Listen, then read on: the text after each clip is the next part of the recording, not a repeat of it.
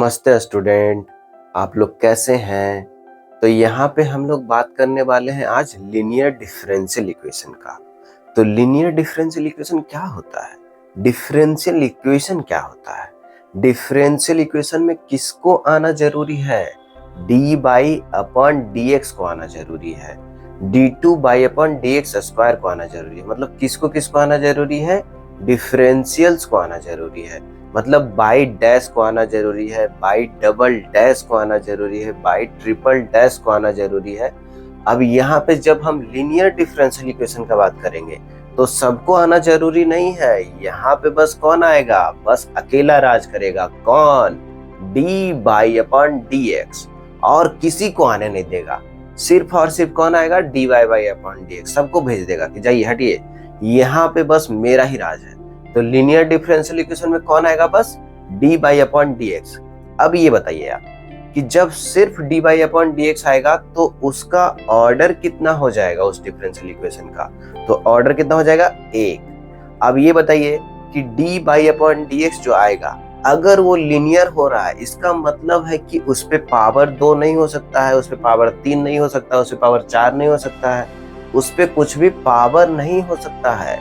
इसका क्या मतलब हुआ कि उस पे पावर हमेशा कितना रहेगा? 1। तो d y by D x आएगा और उस पे पावर हमेशा 1 रहेगा। इसका मतलब है कि ऑर्डर तो 1 था ही था और डिग्री भी कितना हो गया? 1। अब यह है कि d y by D x अकेला राज करेगा, लेकिन इसके साथ और कौन कौन आएंगे? तो एक्स बाई तो आएंगे ही आएंगे। अब यहाँ पे बस ये समझना है कि D by by upon D x जो होता है और बाई जो होता है वो दोनों आएंगे जरूर, लेकिन एक दूसरे से अलग रहेंगे, ज्यादा चिपकेंगे नहीं। चिपकने का ये मतलब हुआ कि गुना में नहीं आ सकते हैं, भागा में नहीं आ सकते हैं, दोनों सेपरेट रहेंगे। दोनों सेपरेट रहेंगे प्लस माइनस से। तो कौन कौन आएंगे? बाई डैश आएंगे, बाई आएंगे, और एक्स तो कुछ भी आ सकता है। मतलब एक्स के ऊपर पूरा आजादी है। एक्स का साइन में आ सकता है, ट्रिगोनोमेट्री कुछ आ सकता है, एक्सपोनेंशियल आ सकता है, लॉग में आ सकता है, अलजेब्रिक आ सकता है, मतलब कुछ भी आ सकता है। एक्स को पूरा आजादी दिया गया है कि तुम एक्स कुछ भी आ जाओ। लेकिन बाई में एकदम लिमिटेड है कि बाई में बस क्या आएंगे? D by upon D x और बाई, और उसमें है कि बाई स्क्वायर, ये सब भी आ सकता है कुछ कुछ। तो वहां पे अगर आ गया तब कैसा होगा? अब देखिए कैसा कैसा होगा। तो D by upon D x किस फॉर्म में रहेगा? तो लीनियर डिफरेंशियल इक्वेशन में जब हम देखेंगे तो d y by D x आएगा, और यहाँ पे हम लोग ये समझेंगे कि बाई आएगा। लेकिन बाई पे अगर डिग्री ज्यादा आ गया तो वो लीनियर डिफरेंशियल इक्वेशन में उसको कन्वर्ट कर सकते हैं, लेकिन जब लीनियर रहेगा तो बाई भी अकेला ही आएगा। तो बाई अकेला आएगा, मतलब बाई भी आ सकता है। अब यहाँ पे है कि दोनों के बीच यहाँ पे गुना, मतलब गुना भागा में नहीं रहेगा। कैसे रहेगा? प्लस माइनस के साथ। तो प्लस माइनस बीच में होगा। अब x को क्या बोले कि x को पूरा आजादी है कि जहां मन चाहे जो आ सकता है, ऊपर नीचे दाएं बाएं कहीं भी कुछ भी आ सकता है। तो देखिए, अब हो सकता है कि इसके साथ गुना में भी कुछ x का फंक्शन हो, तो उसको नाम दे दिए, मान लीजिए कि fx, और यहाँ पे जो x का कुछ गुना भाग में रहेगा तो gx, और यहाँ पे जो कुछ रहेगा तो hx दे दिए। अब मान लीजिए कि एग्जाम्पल देखते हैं कि कैसा कैसा हो सकता है लीनियर डिफरेंशियल इक्वेशन। तो अगर आप एग्जाम्पल देखना चाहते हैं तो कैसा दिखेगा आपको? तो 2 मान लीजिए, और यहाँ पे d y by D x है। तो d y by D x के साथ साथ यहाँ पे मान लीजिए x इंटू बाई, और यहाँ पे अगर साइन एक्स आ गया तो देखिए यहाँ पे क्या क्या हो रहा है। तो हम देख पा रहे हैं कि हमारे साथ कौन कौन आ रहे हैं। तो D by by D X आ रहे हैं, तो बहुत अच्छा। और कौन आ रहा है? बाई आ रहा है, तो ये भी बहुत अच्छा। अब हम बोले थे कि x के पास पूरा आजादी है, मतलब x में कुछ भी आ सकता है, अलजेब्रिक भी आ सकता है, ट्रिगोनोमेट्रिक भी आ सकता है, एक्सपोनेंशियल भी आ सकता है। तो यहाँ पे हम लोग देख रहे हैं कि 2 जो आया है वो अलजेब्रिक है, तो 2 और x। और यहाँ पे देख रहे हैं कि हमारा एक्सपोनेंशियल आया, मतलब साइन आया है, तो ट्रिगोनोमेट्रिक आया है। तो यहाँ पे कुछ भी हो सकता है। तो ये है हमारा लीनियर डिफरेंशियल इक्वेशन है। और दूसरा मान लीजिए कि आपको और लीनियर डिफरेंशियल इक्वेशन देखने का शौक है, तो हम और भी दिखा देते हैं। जैसे मान लीजिए कि यहाँ पे एक्सपोनेंशियल फंक्शन आ गया हो, यहाँ पे लॉगरिथमिक फंक्शन आ गया, और यहाँ पे मान लीजिए कि 1 अपॉन कुछ आ गया हो, sine x plus cos x। तो देखिए x के पास पूरा आजादी है। पूरा आजादी का मतलब हुआ कि कुछ भी फंक्शन आ सकता है। अब यहाँ पे लीनियर डिफरेंशियल इक्वेशन के लिए बस रिस्ट्रिक्शन किसके ऊपर है, D by upon D x के ऊपर और बाई के ऊपर। मतलब दोनों है कि सिर्फ D by by D x आएगा और साथ साथ में इस पे पावर कितना रहेगा 1, और बाई भी आएगा, इस पे भी पावर कितना ले रहे हैं 1। और ये भी है कि दोनों सेपरेट है, दोनों चिपका हुआ नहीं है, दोनों प्लस माइनस से अलग है। अब लेकिन x वाले में कुछ भी हो सकता है कि यहाँ पे एक्सपोनेंशियल हो जाए, यहाँ पे लॉगरिथमिक हो जाए, यहाँ पे ये हो जाए। तो इस तरीके से लीनियर डिफरेंशियल इक्वेशन हम कैसा होता है हम लोग देख चुके हैं। अब यहाँ पे सिर्फ देखने से काम नहीं चलेगा, वहाँ पे जो आईटी वाले बैठे हुए हैं वो तो लीनियर डिफरेंशियल इक्वेशन बना के देंगे कि इसको सोल्व करके दिखाइए। तो लीनियर डिफरेंशियल इक्वेशन को कैसे सोल्व करें ये भी समझना बहुत जरूरी है, सिर्फ पहचानने आने से काम नहीं चलने वाला है। तो पहचान तो चुके हैं कि हमारे पास D by by D X होगा, मतलब बाई डैश होगा और बाई होगा, और यहाँ पे x का कुछ फंक्शन होगा तीनों जगह पे मान लीजिए। तो हम क्या करते हैं कि सोल्व करने के लिए सबसे पहला काम क्या करते हैं, सबसे पहला ये काम करते हैं कि बाई डैश जो है, बाई डैश को अकेला बना दो, उसके साथ जो है उसको हटा दो। उसको साथ कैसे हटाएंगे, यहाँ पे मान लीजिए आप fx को हटाना चाहते हैं तो कैसे हटाइएगा बताइए जरा, fx को कैसे हटाइएगा। fx को एक ही तरीके से हटा सकते हैं, टोटल में fx से भागा दे देंगे तो fx हट जाएगा। देखिए अगर दोनों साइड क्या करते हैं fx से भागा दे देते हैं, तो यहाँ पे बाई डैश है ये, fx से भागा दे दिए तो ऊपर भी fx था और नीचे भी fx था तो कट जाएगा, और यहाँ पे क्या हो जाएगा gx अपॉन fx हो जाएगा, और यहाँ पे क्या हो जाएगा hx अपॉन fx हो जाएगा। मतलब ये है कि दोनों साइड fx से भागा दे दिए। अब बस ये है कि जिससे भागा दे रहे हैं वो जीरो ना हो जाए, क्योंकि नीचे जीरो नहीं ले सकते हैं, इतना तो आप समझते ही हैं। अब fx से भागा देने पे क्या हुआ, fx कट जाएगा, तो यहाँ पे क्या बचेगा बाई डैश, और यहाँ पे देखिए अब यहाँ पे आएगा बाई, और बाई के साथ कुछ गुना में है gx अपॉन fx, और इधर कुछ गुना में है आपस में ऐसे। तो देखिए यहाँ पे जो फंक्शन है gx अपॉन fx और यहाँ पे जो फंक्शन है hx अपॉन fx, तो ये किसका फंक्शन है, x का फंक्शन है। तो बता ही रहे थे आपको कि x के पास पूरा आजादी है कि x का अल्जेब्रिक फंक्शन आए, एक्सपोनेंशियल फंक्शन आए, ट्रिगोनोमेट्रिक फंक्शन आए, कैसा भी फंक्शन आए। तो यहाँ पे भी कैसा भी फंक्शन होगा और यहाँ पे भी x का कैसा भी फंक्शन होगा। तो अब हम लोग नया नाम देने वाले हैं कि बाई के साथ जो होगा उसका कुछ नाम दे देते हैं, और इधर जो अलग अकेला जो बैठा रहेगा उसका कुछ नाम दे देते हैं। तो ये जो हुआ कि डिफरेंशियल इक्वेशन ऐसा होता है। लेकिन जब हम इसको सोल्व करने जा रहे हैं तो उसको किस फॉर्म में लिख रहे हैं, तो सबसे पहला स्टेप क्या कर रहे हैं, पहले स्टेप में ये कर रहे हैं स्टेप वन में ये किए कि सबसे पहले बाई डैश जो था हमारा d y by D x उसको अकेला बना रहे हैं। तो उसको अकेला बनाने के लिए क्या कर रहे हैं, तो जो भी d y by D x के साथ होगा उससे दोनों साइड भागा दे रहे हैं। तो जब भागा दिए तो यहाँ पे नीचे fx तीनों में आ गया। अब यहाँ पे देख रहे हैं कि fx कट गया था, लेकिन यहाँ पे एक नया फंक्शन आ गया x का, अब उसको एक नया नाम देंगे। तो अभी हम लोग px दे दिए, मान लीजिए नाम है बस, आप अपना नाम भी दे सकते हैं, यहाँ पे qx दे दिए। कोई भी फंक्शन है x का जिसका नाम है px, कोई भी फंक्शन है x का जिसका नाम है qx, तो हमारा जो डिफरेंशियल इक्वेशन होगा वो इस फॉर्म में होगा। लेकिन हम उसको सोल्व करने के लिए किस फॉर्म में बना लेंगे, पहले किस फॉर्म में बनाना जरूरी है। तो देखिए यहाँ पे बस खासियत ये है कि बाई डैश के साथ आसपास कोई नहीं दिख रहा है, वो एकदम वीआईपी है, ये जहां भी चलते हैं एकदम सारा रास्ता खाली रहता है, पहले ही सब सारा रास्ता खाली कर देते हैं ताकि वो आराम से जा सके आ सके। तो ये है कि बाई डैश को अकेला बनाना है, क्या कर दिए बाई डैश को अकेला बनाना है, बाई डैश को अकेला बनाना है। पहला स्टेप में क्या किए, बाई डैश को अकेला बनाना है। तो जब तक अकेला नहीं बनाएंगे, जब तक डिफरेंशियल इक्वेशन सोल्व करने का जो मेथड है वो नहीं लगा पाएंगे, क्योंकि जो आगे करने वाला है उसमें बाई डैश का अकेला होना बहुत जरूरी है। तो अब देखिए पहला स्टेप समझ गया कि जो भी डिफरेंशियल इक्वेशन, कैसा भी डिफरेंशियल इक्वेशन दिया रहेगा उसमें क्या करेंगे, सबसे पहले बाई डैश जहां भी है उसको अकेला बनाएंगे, उसके साथ अगर गुना में कुछ है तो दोनों साइड भागा दे देंगे, अगर कुछ भागा में है तो एलसीएम लेके उसको हटा देंगे। तो इस तरीके से हम लोग देखें कि सबसे पहला स्टेप में क्या करेंगे कि बाई डैश को अकेला बनाएंगे। अब मान लीजिए कि बाई डैश अकेला बन चुका है, तो अब दूसरा स्टेप क्या करने वाले हैं इसको सोल्व करने के लिए। तो स्टेप 1 करने के बाद हमको ऐसा आ चुका है कि y dash plus P x और यहाँ पे है बाई बराबर क्यू एक्स। अब बताइए, अब इसको सोल्व करने के लिए स्टेप 2 क्या करेंगे, क्या करेंगे स्टेप 2, स्टेप 1 में जो किए और स्टेप 2 में क्या करेंगे। स्टेप 1 में करके इतना आ गया, अब स्टेप 2 क्या करेंगे। तो स्टेप 2 में ये करते हैं कि इंटीग्रेटिंग फैक्टर निकालते हैं। इंटीग्रेटिंग फैक्टर का क्या काम है, इंटीग्रेटिंग फैक्टर का क्या काम है, कैसे निकालते हैं, क्या करते हैं, उसको निकाल के सब अभी पता चलेगा। तो आप हमारे साथ बने रहिए बस। तो इंटीग्रेटिंग फैक्टर का ये काम है कि उसको जो सॉल्यूशन निकालेंगे, क्योंकि इसमें जो डिफरेंशियल इक्वेशन होता है उसका क्या काम होता है कि सॉल्यूशन निकालना फाइनल, तो उसमें इंटीग्रेटिंग फैक्टर मदद करेगा। अब इंटीग्रेटिंग फैक्टर निकालते कैसे हैं, क्या करते हैं इंटीग्रेटिंग फैक्टर निकालने के लिए। तो देखिए इंटीग्रेटिंग जो फैक्टर होता है वो निकालते कैसे हैं और उसका यूज क्या है, सब अभी बताया जाएगा। तो IF से उसको शॉर्ट में डिनोट कर दिए, क्योंकि इतना लंबा कौन लिखेगा बार बार।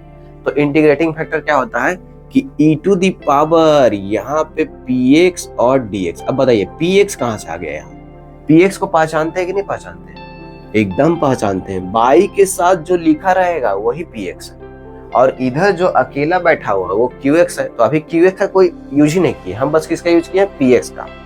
तो यहाँ पे px को इंटीग्रेट कर दे रहे हैं x के रिस्पेक्ट में, और क्या कर दे रहे हैं, e टू दी पावर चढ़ा दे रहे हैं वो।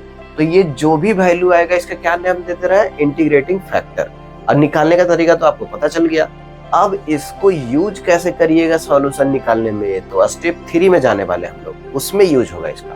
तो स्टेप 3 में क्या होगा, स्टेप 3 में जो होने वाला है वो ऐसा चीज होने वाला है जिससे आप सीधे कहाँ पहुंच जाइएगा, सॉल्यूशन में पहुंच जाइएगा। और उसी का तो आपको इंतजार था इतना देर से, तो आप सॉल्यूशन में पहुंचने ही वाले हैं। कैसे पहुंचिएगा, तो यहाँ पे देखिए सॉल्यूशन में कौन कौन होना चाहिए, बाई होना चाहिए, तो बाई का सॉल्यूशन होना चाहिए और एक्स का रिलेशन होना चाहिए सॉल्यूशन में, तो यही होना चाहिए। तो सबसे पहले यहाँ पे क्योंकि बाई डैश था तो बाई लिख दिए। अब यहाँ पे जो इंटीग्रेटिंग फैक्टर निकाले हैं उसको यहाँ पे लाके गुना करेंगे, क्या करेंगे, गुना।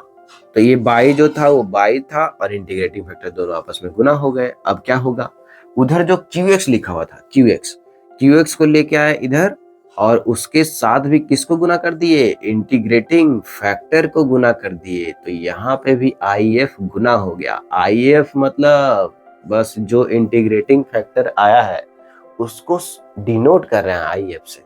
अब यह है कि QX भी x का फंक्शन है, और जो इंटीग्रेटिंग फैक्टर आएगा वो भी किसका फंक्शन होगा, x का ही फंक्शन होगा। क्यों x का फंक्शन होगा, क्योंकि यहाँ पे जो हमारा px है वो भी x का फंक्शन है, उसको अगर x के रेस्पेक्ट में इंटीग्रेट करेंगे तो वो भी x का फंक्शन होगा। e टू दी पावर चढ़ाएंगे तब भी क्या होगा, x का ही फंक्शन होगा। मतलब ये भी x का फंक्शन है, ये भी x का फंक्शन है। अब क्या कर दे रहा है कि टोटल को दोनों को गुना करके एक बार और इंटीग्रेशन लगा दे रहे हैं, और इधर क्या कर दे रहा है कि जो फाइनल इंटीग्रेटिंग कांस्टेंट, क्योंकि हम लोग इंडिफिनिट इंटीग्रेशन कर रहे हैं, तो जब भी इंडिफिनिट इंटीग्रेशन करते हैं तो एक इंटीग्रेटिंग कांस्टेंट c तो आता ही आता है, तो वही वाला c बस आ गया है। तो देखिए हमको सॉल्यूशन चाहिए होता है, इसका मतलब है कि x बाय में एक रिलेशन चाहिए होता है, ऐसा रिलेशन जो हमको जो लीनियर डिफरेंशियल इक्वेशन दिया हुआ था उस लीनियर डिफरेंशियल इक्वेशन को सेटिस्फाई करे। तो अभी जो आपके सामने जो सॉल्यूशन लिखा हुआ है वो किसको सेटिस्फाई करेगा, तो जो हमारा लीनियर डिफरेंशियल इक्वेशन दिया हुआ था, या तो जो आपके सामने यहाँ पे दिख रहा है कि स्टेप 1 में जो बनाए थे उसको सेटिस्फाई करेगा। तो हम लोग देख पा रहे हैं कि 3 स्टेप में कोई भी लीनियर डिफरेंशियल इक्वेशन को सोल्व कर सकते हैं। अब यहाँ पे देखिए पहला स्टेप में तो कोई जान नहीं है कि सीधे जो बाई डैश के साथ गुना में था उससे भागा देके हम यहाँ पे px और qx बना लिए। अब दूसरा स्टेप में थोड़ा सा जाना जाता है। क्यों जाना जाता है, क्योंकि आप इंटीग्रेशन से बहुत डरते हैं। इंटीग्रेशन से अगर डरिएगा तो यहाँ पे आप फंस सकते हैं, लेकिन ऐसा लीनियर डिफरेंशियल इक्वेशन में जनरली यहाँ पे सिंपल इंटीग्रेशन ही होता है, जिसका बहुत आसानी से हम लोग निकाल सकते हैं, फॉर्मूला याद रहता है, उसी का ज्यादातर होता है, तो उतना भी घबराने का जरूरत नहीं है। लेकिन यहाँ पे फिर से इंटीग्रेशन आया तो यहाँ पे थोड़ा सा प्रेशर बढ़ सकता है, क्योंकि हो सकता है कि लीनियर डिफरेंशियल इक्वेशन का पहला इंटीग्रेशन तो बहुत आसानी से सोल्व कर दिए हो, लेकिन यहाँ पे थोड़ा सा दिमाग लगाने की जरूरत पड़ गया हो। तो थोड़ा सा इंटीग्रेशन का भी नॉलेज होना चाहिए, क्योंकि डिफरेंशियल इक्वेशन जो चैप्टर है वो लास्ट वाला है, तो इंटीग्रेशन का थोड़ा तो यूज कराएगा ही कराएगा। लेकिन इंटीग्रेशन में जो इंटीग्रेशन पूछते हैं और डिफरेंशियल इक्वेशन में जो इंटीग्रेशन पूछते हैं दोनों में बहुत ही अंतर होता है। इंटीग्रेशन में जो इंटीग्रेशन पूछते हैं वो बहुत मुश्किल होता है, लेकिन डिफरेंशियल इक्वेशन के जो अंदर इंटीग्रेशन पूछते हैं, यहाँ जो इंटीग्रेशन करने की जरूरत पड़ता है वो बहुत ही सिंपल होता है। वो सिंपल फॉर्मूला याद रखने से काम चल जाता है। तो इसीलिए डिफरेंशियल इक्वेशन का क्वेश्चन सोल्व करना बहुत आसान हो जाता है, क्योंकि यहाँ पे जो इंटीग्रेशन वो करवाते हैं वो बहुत ज्यादा डिफिकल्ट नहीं करवाते हैं। वो ये देखना चाहते हैं कि क्या आपके पास सारा डिफरेंशियल इक्वेशन का नॉलेज है, आप अलग अलग डिफरेंशियल इक्वेशन को पहचान पा रहे हैं, क्या आपको पता चल रहा है कि ये लीनियर डिफरेंशियल इक्वेशन है, क्या आपको पता है कि कौन कौन सा स्टेप लगा के लीनियर डिफरेंशियल इक्वेशन को सोल्व कर सकते हैं। तो ये सारा जानकारी वो चेक करना चाहते हैं डिफरेंशियल इक्वेशन में। तो आपका इंटीग्रेशन बहुत अच्छा नहीं है तो आप डरिए मत। अगर आपका इंटीग्रेशन बहुत अच्छा नहीं है तब भी डरने का जरूरत नहीं है। यहाँ पे इंटीग्रेशन बहुत ही ज्यादा अच्छा नहीं होना चाहिए, यहाँ पे बस बेसिक चीज पता होना चाहिए, तब लीनियर डिफरेंशियल इक्वेशन तो जरूर सोल्व कर लीजिएगा। और एक बार लीनियर डिफरेंशियल इक्वेशन सोल्व कर लिए तो इसका मतलब क्या हुआ कि आप लीनियर डिफरेंशियल इक्वेशन बहुत बार पूछा जा रहा है तो आपका सोल्व होने का चांस ज्यादा है, मतलब इस चैप्टर से नंबर आने का चांस ज्यादा है। तो अभी हम लोग देखें कि linear differential equation by dash plus P x by था, इस टाइप का था, उसको कैसे सोल्व करें ये पता चल गया। तो अभी हम लोग एग्जाम्पल के थ्रू बहुत सारे एग्जाम्पल करेंगे, उससे आपका और क्लियर होगा। लेकिन हम लोग ये भी समझ लेते हैं कि बहुत बार ऐसा होता है कि डायरेक्ट हमको लीनियर डिफरेंशियल इक्वेशन नहीं दिया रहता है, बहुत बार ऐसा होता है कि उसको लीनियर डिफरेंशियल इक्वेशन में बदलते हैं। तो सबसे पहले हम लोग ये समझ लेते हैं दूसरा वाला, कि अगर हमारे पास लीनियर डिफरेंशियल इक्वेशन नहीं रहेगा उसको किस तरीके से लीनियर डिफरेंशियल इक्वेशन में लाएंगे और फिर उसको सोल्व करेंगे। तो हम लोग दूसरा टाइप का देखने जा रहे हैं। तो उसमें बस इतना ही अंतर हो जाएगा कि क्या अंतर हो जाएगा, तो उसमें बस इतना का अंतर होगा सेकेंड टाइप वाले में। सेकेंड टाइप वाले में बस इतना का अंतर होगा कि बाई डैश तो लीनियर डिफरेंशियल इक्वेशन है तो बाई डैश तो आएगा ही आएगा और उसको अकेला ही आएगा, और अकेला नहीं भी रहेगा तो अकेला बनाने हमको आता है। अब देखिए यहाँ पे पी एक्स और बाई है, साथ साथ में यहाँ पे एक्स्ट्रा ये आ जाएगा कि बाई पे पावर मान लीजिए कुछ भी आ जाए, बाई पे स्क्वायर भी हो सकता है, क्यूब भी हो सकता है, बाई पावर 1 भी हो सकता है, 2 भी, 3, 4 ऐसे, बाई पे पावर 10, 15, 2025 कुछ भी हो सकता है। तो उस पावर को हम मान लिए एन, एन कोई भी मान लीजिए नेचुरल नंबर है, अभी तो कुछ भी नेचुरल नंबर ले रहे हैं। तो यहाँ पे कोई भी नेचुरल नंबर है, फ्रैक्शन में भी हो सकता है।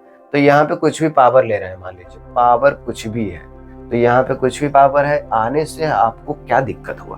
पावर आने से हुआ कि जो अभी इंटीग्रेटिंग फैक्टर लगा रहे थे, जो मेथड हम लगा पा रहे थे वो अब नहीं लगा पाएंगे। लेकिन यह है कि अगर इसको लीनियर डिफरेंशियल इक्वेशन में कन्वर्ट कर दे तब फिर से हम वो सारा कुछ कर सकते हैं। तो बस हम लोग इसमें ये देख लेंगे कि इसको लीनियर डिफरेंशियल इक्वेशन में कैसे बदलेंगे। और एक बार जैसे ही ये लीनियर डिफरेंशियल इक्वेशन में बदल गया तो उसके बाद जो पहले किए थे कि इंटीग्रेटिंग फैक्टर निकालना और सॉल्यूशन लिखना है, तो फिर से वही करेंगे। तो इसमें कुछ ज्यादा नहीं सीखना है, बस ये सीखना है कि जो अभी फॉर्म हमको दिख रहा है उसको लीनियर डिफरेंशियल इक्वेशन में कैसे बदलेंगे। तो कैसे बदलिएगा, यहाँ पे देखिए सबसे पहले क्या करेंगे, बाई डैश जो है और यहाँ एक्स्ट्रा कौन आ गया है, यही ना आ गया जी, तो इसको डिवाइड कर दो दोनों तरफ। डिवाइड करने से क्या मिलेगा, यहाँ पे बाई पे पावर n मिल जाएगा और यहाँ पे बाई पे पावर n, नीचे यहाँ भी डिवाइड हो जाएगा और यहाँ जो qx है और यहाँ पे भी बाई पे पावर n ऊपर नीचे डिवाइड हो जाएगा। तो हम क्या कर रहे हैं, जो बाई पे पावर n एक्स्ट्रा आ गया था उससे दोनों साइड डिवाइड कर दिए। अभी तक ये अकेला था लेकिन इसके साथ कोई आ गया है, अब आया है तो किसी वजह से आया है।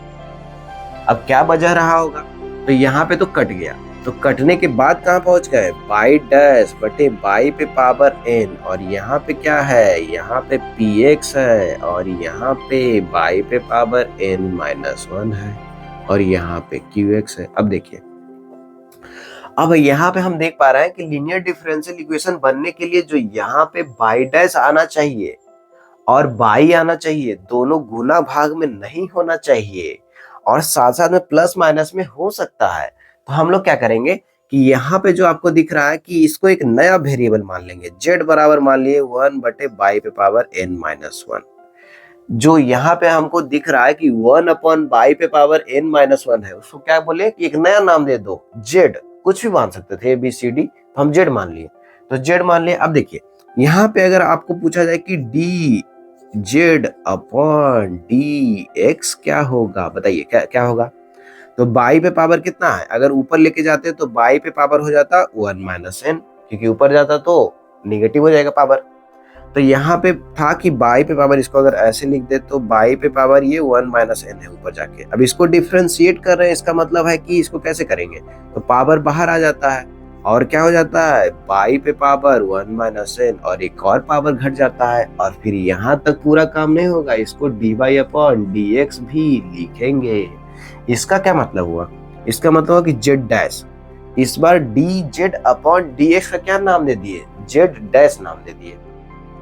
और जो d y by D x था वो तो बाई डैश था ही।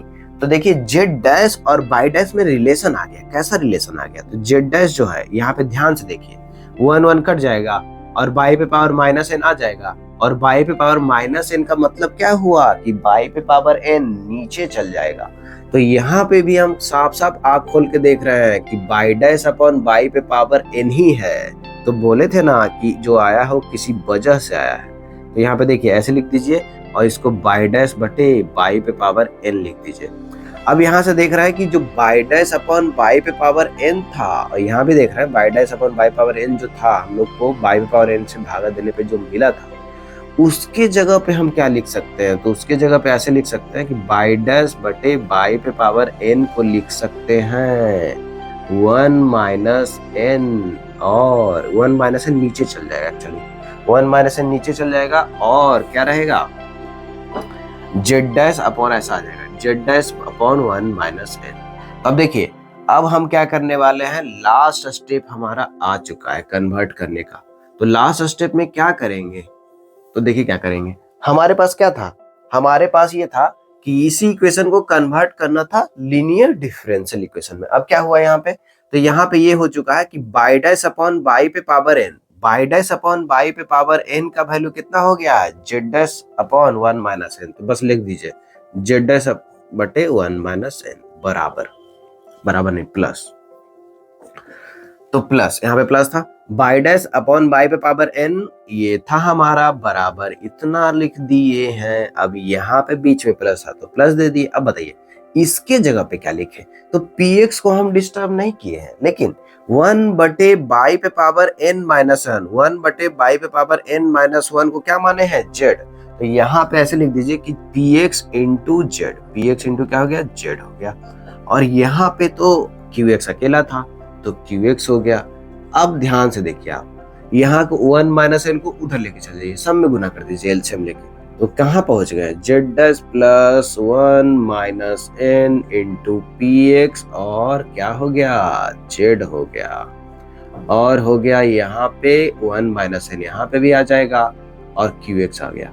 अब देखिए आपको अब खुशी का ठिकाना नहीं होगा, क्यों नहीं होगा, क्योंकि आप देख पा रहे हैं कि जेड डैश डिफरेंशियल इक्वेशन में बाई बस क्या होता है, एक नाम होता है, तो अब जेड नाम हो गया, डब्ल्यू भी हो सकता था, एक्स भी हो सकता था, कुछ भी हो सकता था। अब यहाँ पे जेड डैश तो डिफरेंशियल है, जेड डैश कौन है, डिफरेंशियल्स, और जेड उसका अपना जेड है।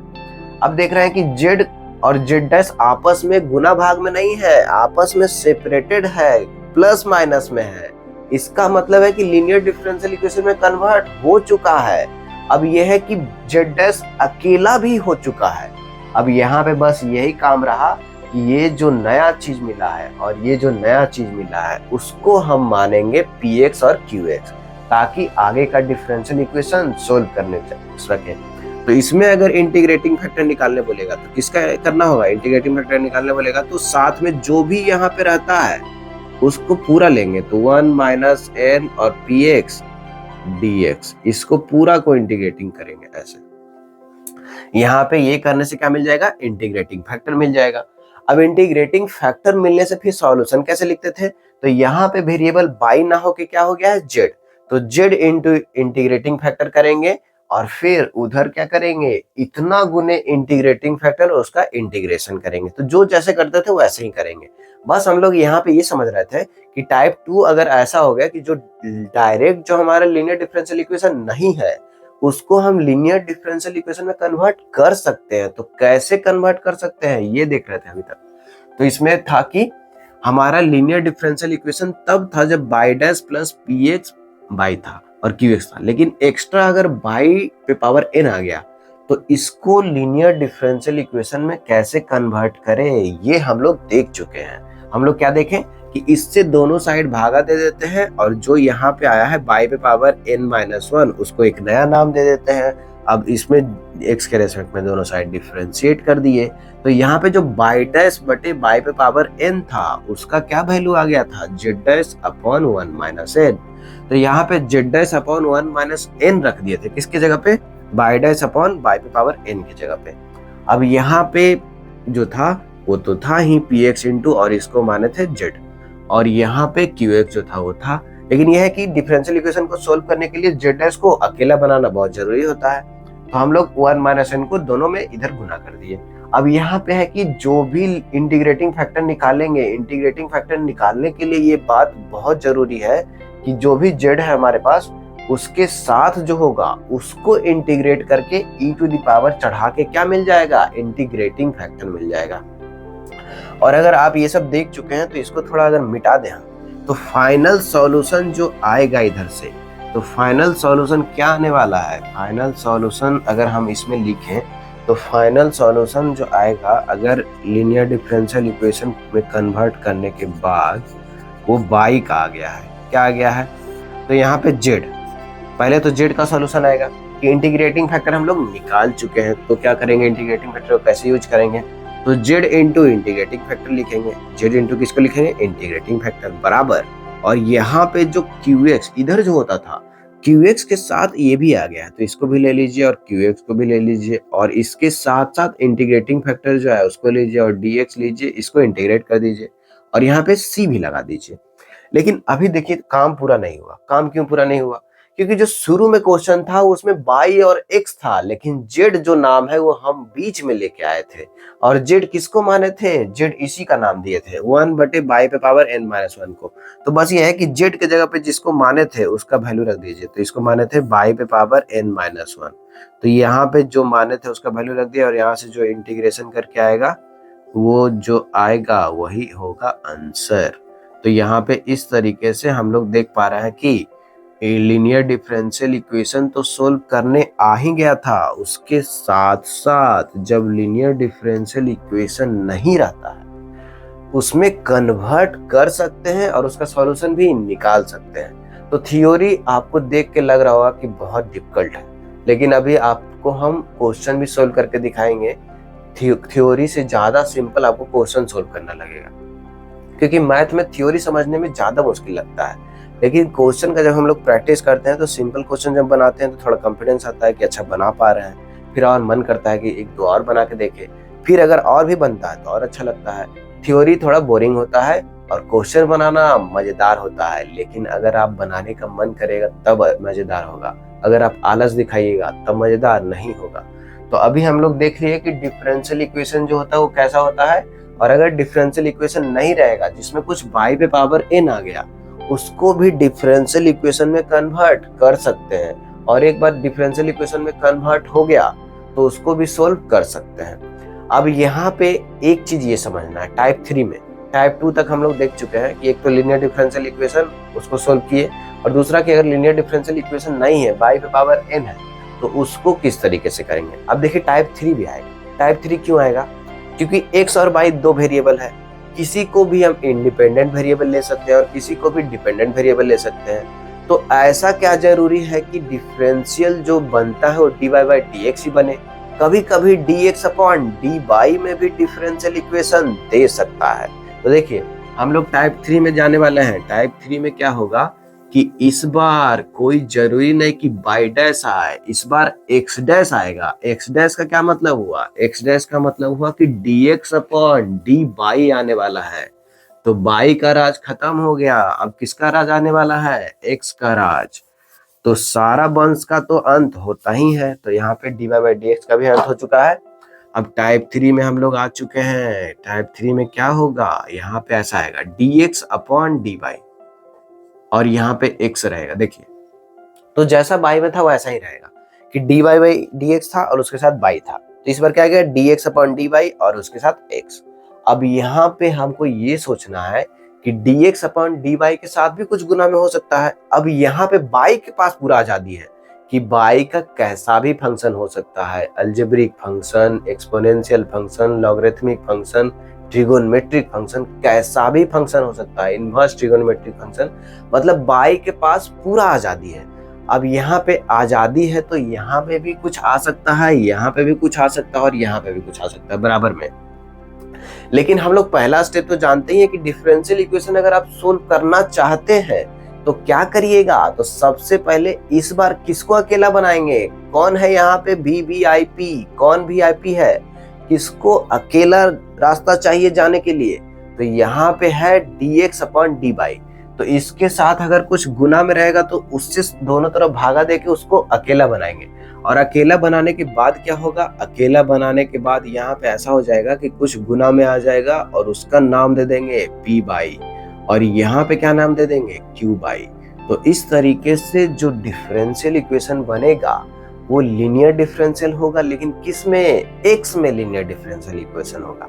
तो x में जब लीनियर डिफरेंशियल इक्वेशन होगा तो वो कैसा होगा आप लोग देख चुके हैं, dx अपॉन dy बाई तो होगा ही होगा, और x भी होगा, और y के पास पूरा आजादी है इस बार कि कैसा भी फंक्शन आ सकता है। तो इस टाइप से हम लोग देख रहे हैं कि x में लीनियर डिफरेंशियल इक्वेशन बन गया। अब इसमें भी स्टेप 1 तो हो चुका है, स्टेप 2 में क्या करेंगे इसमें, तो अगर dx अपॉन dy अकेला नहीं है तो उसमें अकेला बना दीजिए पहला स्टेप में। अगर वो अकेला है तो फिर अगले स्टेप में क्या करेंगे, तो देखिए इंटीग्रेटिंग फैक्टर निकालेंगे। तो इंटीग्रेटिंग फैक्टर कैसे निकालेंगे, इंटीग्रेटिंग फैक्टर कैसे निकालते हैं बताइए, e टू दी पावर करते थे, इस बार किसके टर्म में होगा, y के टर्म में सब काम होगा। तो यहाँ पे जो p बाई है उसको इंटीग्रेट किए किसके रेस्पेक्ट में, y के रेस्पेक्ट में, और उसको फिर से एक्सपोनेंशियल पे पावर चढ़ा दिए ऐसे। तो ये एक्सपोनेंशियल फंक्शन कुछ बन गया। फिर से सॉल्यूशन लिखने में क्या करेंगे, सॉल्यूशन लिखने में भी थोड़ा सा अंतर होगा। सॉल्यूशन लिखने में क्या करेंगे, तो सॉल्यूशन लिखने में करेंगे कि इस बार x को गुना करेंगे इंटीग्रेटिंग फैक्टर के साथ, तो दोनों आपस में गुना हो गया, और उधर जो q बाई बचा हुआ है उसको इंटीग्रेटिंग फैक्टर के साथ गुना तो करेंगे, लेकिन उसके साथ साथ क्या करेंगे, इंटीग्रेशन करेंगे। किसके रेस्पेक्ट में इंटीग्रेशन करेंगे, तो सब जो है बाई का फंक्शन है तो बाई के रेस्पेक्ट में इंटीग्रेशन करेंगे। अब इंटीग्रेशन करके हमको यहाँ पे क्या देना है, इंटीग्रेशन कांस्टेंट देना है, क्योंकि हम लोग इंडिफरेंट इंटीग्रेशन कर रहे हैं। तो हम लोग देख पा रहे हैं कि x के रेस्पेक्ट में भी जब हमारा डिफरेंशियल इक्वेशन रहेगा तो उसका भी सॉल्यूशन एकदम सिमिलर है जैसे बाई का था, कि सबसे पहले इंटीग्रेटिंग फैक्टर निकालो, उसके बाद जो जैसे सॉल्यूशन लिखते थे उसमें भी लिख देना है। लेकिन बस अंतर यही है कि यहाँ पे अगर बाई का फंक्शन है तो बाई के रेस्पेक्ट में इंटीग्रेशन हो रहा है, और यहाँ पे x ले रहे हैं जो यहाँ पे था, और उसके बाद इंटीग्रेटिंग फैक्टर जो आया था, और यहाँ भी किसके रेस्पेक्ट में इंटीग्रेशन हो रहा है, बाई के रेस्पेक्ट में ही हो रहा है। तो एक टाइप 4 ऐसा भी हो सकता है जो x में डायरेक्ट लीनियर डिफरेंशियल इक्वेशन ना हो, x में भी उसको कन्वर्ट कर सकते हैं। तो आप समझ रहे होंगे कि क्या होने वाला है कि यहाँ पे dx upon dy plus p by और x, अगर यहाँ पे q बाई के साथ साथ अगर x पे पावर कुछ हो जाता, मान लीजिए n, तो ये अगर टाइप 4 का हो जाता तो इसमें क्या एक्स्ट्रा करना पड़ता, तो फिर से जो हम लोग बाई वाले में किए थे वही करना होता, कुछ अलग नहीं है। तो इस ये वाला भी आप कर सकते हैं अगर आपका मन करेगा, तो एकदम सिमिलर है। थोड़ा सा हम लोग कर लेते हैं साथ में। देखिए यहाँ पे x पे पावर n से अगर भागा देंगे सबसे पहले, तो x पे पावर n से भागा देने पे क्या होगा, यहाँ पे x पे पावर n नीचे आ जाएगा तो 1 बटे x पे पावर n आ जाएगा, और यहाँ पे क्या आ जाएगा, यहाँ भी x पे पावर n से जब भागा देंगे तो x पे पावर n माइनस 1 बचेगा। क्यों बचेगा, क्योंकि x एक ऊपर पहले था तो एक x कट गया, अब यहाँ पे हो गया q बाई। अब हम लोग क्या देख रहे हैं कि 1 बटे x पे पावर n माइनस 1 जो था उसको हम कुछ नया वेरिएबल z मान लेंगे। तो यहाँ पे स्टेप 2 में ये कर रहे हैं कि हमारा जो नाम था उसको बदल दे रहे हैं, z का वैल्यू ले रहे हैं 1 बाई x पे पावर n माइनस 1। इसको हम ऐसे भी लिख सकते हैं। अब दोनों साइड अगर डिफरेंशिएट किए बाई के रेस्पेक्ट में, तो सारा काम इस बार बाई के रेस्पेक्ट में हो रहा है, क्योंकि यहाँ पे देखिए सब किसका फंक्शन है, बाई का ही फंक्शन है, इसलिए बाई के रेस्पेक्ट में ही करेंगे। तो dz अपॉन dy क्या होगा, x पावर ऐसे हो गया और पावर एक घट गया और क्या होगा dx अपॉन dy होगा। तो यहाँ पे हम लोग देख पा रहे हैं कि z डैश इसका नाम दे देते हैं, dz अपॉन dy का क्या नाम दे दिए z डैश, और इसके नीचे इसको भेज देते हैं 1 माइनस एन को, और यहाँ पे क्या कर देते हैं x पे पावर n, देखिए x पे पावर यहाँ पे n आने वाला है और ये इसको नाम दे देते हैं x डैश, तो x पे पावर n नीचे आ जाएगा, तो यहाँ पे आ गया। अब यहाँ पे ध्यान से देख सकते हैं कि x पे x डैश जो हुआ और x पे पावर n जो हुआ, यहाँ पे जो है पहले से ये लिखा हुआ था, कहाँ पे लिखा हुआ था, ये x डैश जो है और यही तो x पे पावर n है, तो x डैश बटे x पे पावर n के जगह पे क्या लिख सकते हैं इस बार, z dash upon 1 minus n।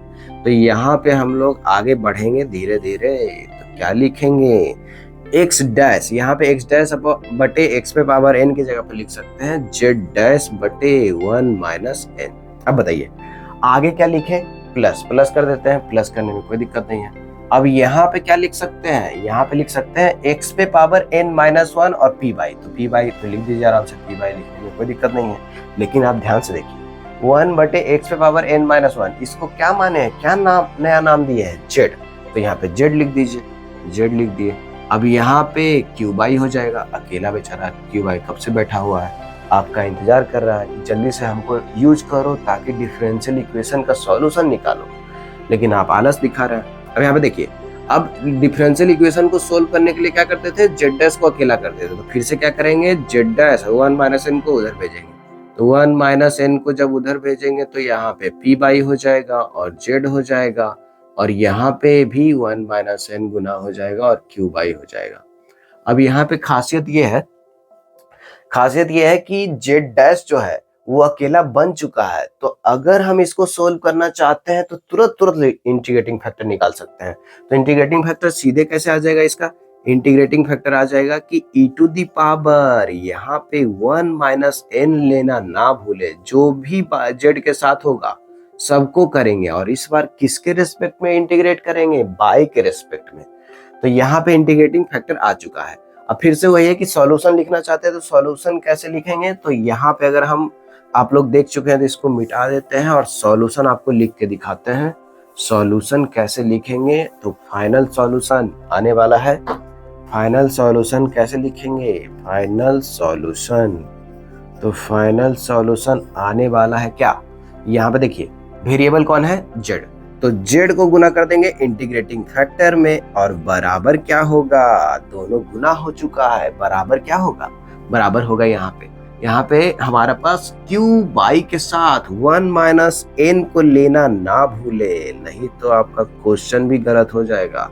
और इसके साथ इंटीग्रेटिंग फैक्टर गुना करके इंटीग्रेशन किसके रेस्पेक्ट में, बाई के रेस्पेक्ट में। अब सबको इंटीग्रेट कर देंगे, प्लस c लगा देंगे, लेकिन थोड़ा सा ट्विस्ट अभी भी बाकी है, क्योंकि हम लोग यहाँ पे जो फाइनल क्वेश्चन था उसमें x बाई था, लेकिन यहाँ पे z दिख रहा है, z किसको माने थे, 1 बटे x पे पावर n माइनस 1 को माने थे। तो बस देखिए इंटीग्रेटिंग फैक्टर जो रहेगा वो रहेगा, और नीचे जो है क्या कर देंगे, z की जगह पे x पे पावर n माइनस 1 लिख देंगे, और यहाँ पे जो इंटीग्रेशन करके आएगा वो तो रहेगा ही रहेगा, और यहाँ पे इंटीग्रेटिंग फैक्टर भी हो जाएगा, और इसको भी बाई लिख देंगे और प्लस c कर देंगे। तो ये आ गया फाइनल सॉल्यूशन। तो देखिए यहाँ पे इतना डिस्कशन से आप ये समझ चुके होंगे कि लीनियर डिफरेंशियल इक्वेशन कैसा होता है, ये भी समझ चुके होंगे कि लीनियर डिफरेंशियल इक्वेशन को सोल्व करने के लिए क्या क्या निकालते हैं, तो इंटीग्रेटिंग फैक्टर कैसे निकालते हैं, इंटीग्रेटिंग फैक्टर का यूज कैसे करते हैं, और ये भी समझ चुके होंगे कि जब लीनियर डिफरेंशियल इक्वेशन नहीं होता है उसको लीनियर डिफरेंशियल इक्वेशन में कैसे कन्वर्ट करते हैं, और ये भी समझ चुके होंगे कि by D by upon D x में भी लीनियर डिफरेंशियल इक्वेशन हो सकता है और dx अपॉन डी बाई में भी हो सकता है। तो दोनों तरह का लीनियर डिफरेंशियल इक्वेशन होता है। x बाई तो बस नाम है, किसी भी को भी इंडिपेंडेंट और किसी को भी डिपेंडेंट वेरिएबल ले सकते हैं। तो इतना डिस्कशन से आपको लीनियर डिफरेंशियल इक्वेशन का पूरा जानकारी मिल चुका है। तो अब हम लोग आगे के वीडियो में ये करने जाएंगे कि उसको जो सॉल्यूशन होता है वो कैसे निकालते हैं। तो अभी तक हम लोग थ्योरी बाय खेल रहे थे, अब इसका प्रैक्टिकल करने जा रहे हैं कि लेकिन आईआईटी के एग्जाम में तो प्रैक्टिकल ही आता है, लेकिन थ्योरी समझना भी जरूरी है, क्योंकि एक बार थ्योरी क्लियर होता है तो हम ये समझ पाते हैं कि अगर क्वेश्चन का वेरिएशन जब आता है, क्योंकि क्वेश्चन आईआईटी में ऐसा तो है नहीं कि एक ही टाइप का पूछ देगा, थोड़ा सा भी वेरी कर देगा तो हम ये समझ लेंगे कि अच्छा ऐसे वेरी किया है तो हम ऐसे सोच लेते हैं। तो इसीलिए थ्योरी भी क्लियर होना बहुत जरूरी है।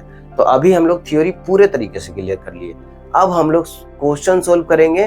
तो आप हमारे साथ बने रहिए, इस प्लेटफॉर्म को सब्सक्राइब भी कर लीजिए और जो भी मैथ के डिस्कशन का वीडियो आ रहा है उसको अच्छे से देखिए, मन लगा के देखिए, पूरे मन से देखिए, ताकि आप मैथ के कॉन्सेप्ट समझ पाएं और क्वेश्चन में उसको कैसे अप्लाई करते हैं ये भी समझ पाए, ताकि आपका जो परसेंटाइल है वो थोड़ा इम्प्रूव हो और आपके जीवन में भी कुछ खुशी आए, उम्मीद आए कि आप भी कुछ अच्छा जगह जा सकते हैं। एकदम कभी भी जीवन में उम्मीद नहीं हारिए।